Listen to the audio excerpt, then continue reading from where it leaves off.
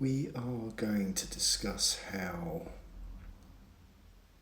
pain changes how you move and how movement changes pain. Okay? Slow and methodical tonight. Most people think pain is the problem, but pain isn't just something you feel. Pain changes how you move. And over time, that change in movement can actually reinforce the pain itself.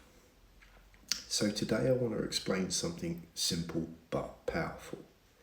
Pain adapts your body, but movement can restore it.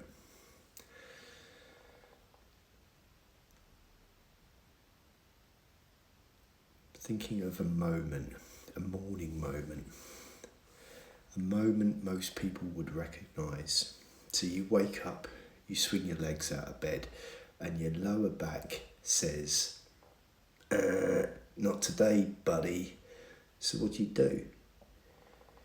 You sit a little differently. You brace your core.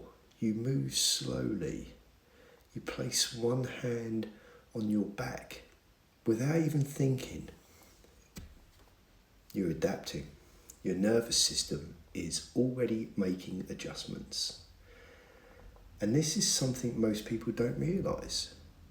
Pain immediately changes movement.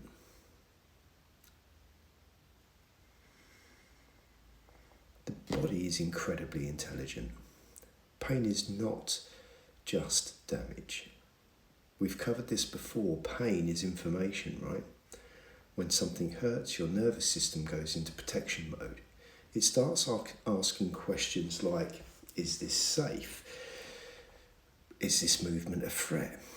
Do we need to guard this area? So muscles tighten. Movement becomes cautious. Posture changes. Weight shifts. These adjustments, they happen automatically, and you're not deciding to do them. Your system is protecting you. Here's the interesting part, right? Those protective changes are helpful, obviously, in the short term. They get you through it, right? But if they stay too long, they become patterns, and patterns become habits. You start moving differently every day.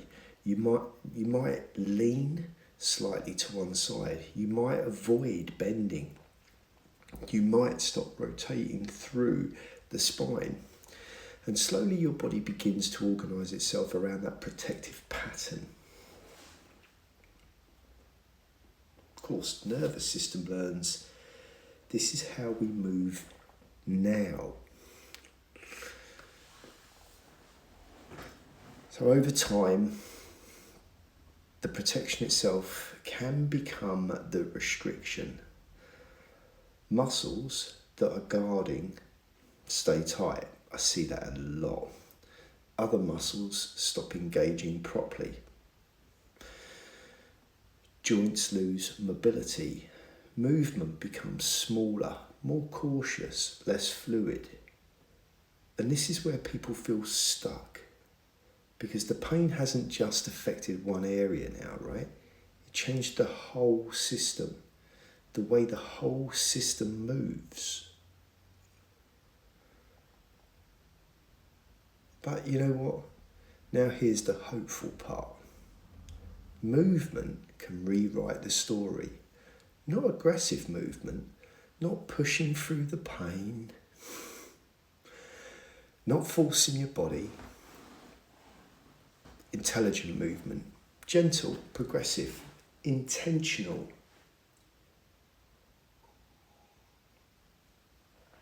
When the body moves safely again, the nervous system starts receiving new information. Kind of information that says, this movement is safe. We can relax here. We can restore range. We can allow normal movement again. And slowly, the system recalibrates. Yeah.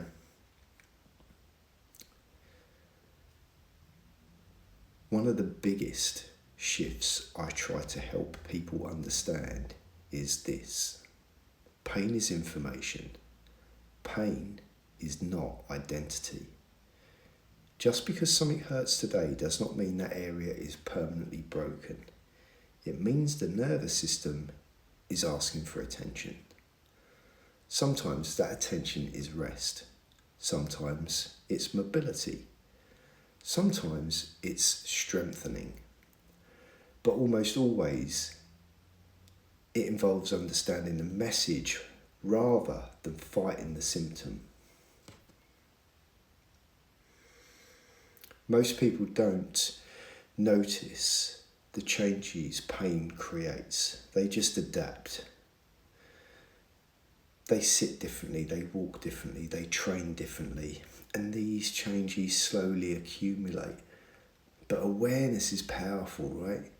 When you notice how pain is affecting your movement, you gain the ability to change the pattern.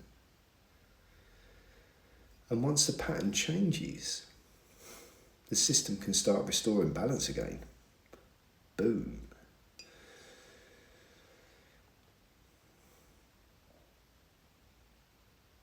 Pain isn't just about muscles or joints. It involves the nervous system, your movement patterns, your habits, your stress levels, your recovery. The body is a system. And when you support that system rather than fighting against it, healing becomes much more possible, right? So I'll leave this closing message for you today. Pain does change how you move, but movement can change pain. Not instantly, not even magically,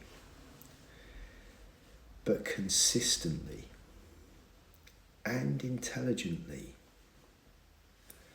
Pain is information, it is not identity. And what you do next matters. Be well, be safe.